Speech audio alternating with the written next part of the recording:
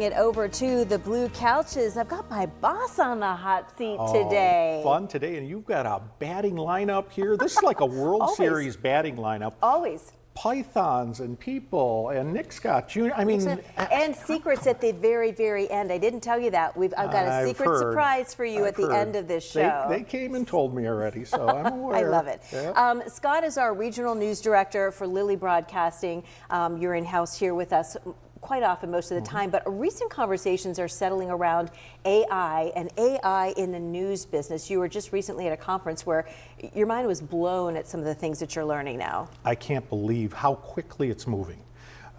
Went to National Association of Broadcasters, and this would have been in the spring, and I watched just in that short window as we approached fall how different it all changed. And here at LILLY Broadcasting, Erie News Now, and our other stations, we really take a hard look at that.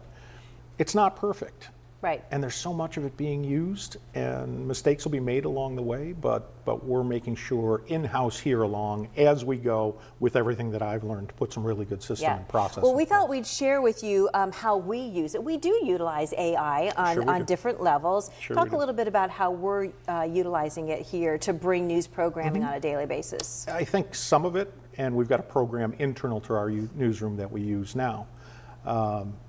But making sure that we use it to support stories, but we're transparent as we use it. I kind of equate it as it's a really, really, really good intern, but it needs an extra set of eyes. Yes. Has to have that extra set of eyes all the way across. And that goes for our other stations too. But you look at it countrywide, worldwide now, how many of the fake images you see and the stuff that's out there from politics all the way across. Not getting too deep into politics, but you see that all the time. And it's hard to tell what's real and what's not. Right. It's a handy tool for us to use, but it's a lot of pump the brakes along the way, and we're making sure that we do that in our newsroom with what we do. We use it sometimes to bolster content, sometimes to create different writing styles, but again, like you said, it's not replacing a human doing those. We are working right along with it and double checking it to make sure that everything is accurate. Across the board. It can show you a lot of different ways to take one script and write it a little bit differently, tweak it different ways, and you may not always like it. We may not always like it, but it's something that we can't be behind on. It's something we have to kind of look at as we move forward. It makes us a little bit more efficient in what we do. And there's a lot to explore, and it keeps changing so fast. But use it well, use it responsibly. You shared on your social media page, Facebook page, about a newscast in the UK. It was about AI, and then at the end of that programming, they said your anchor was an AI anchor.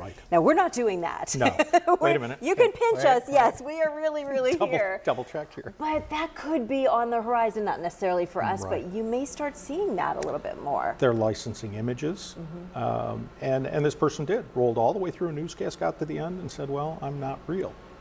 And that's something else. I sat through and I watched a weather person who interviewed her digital twin.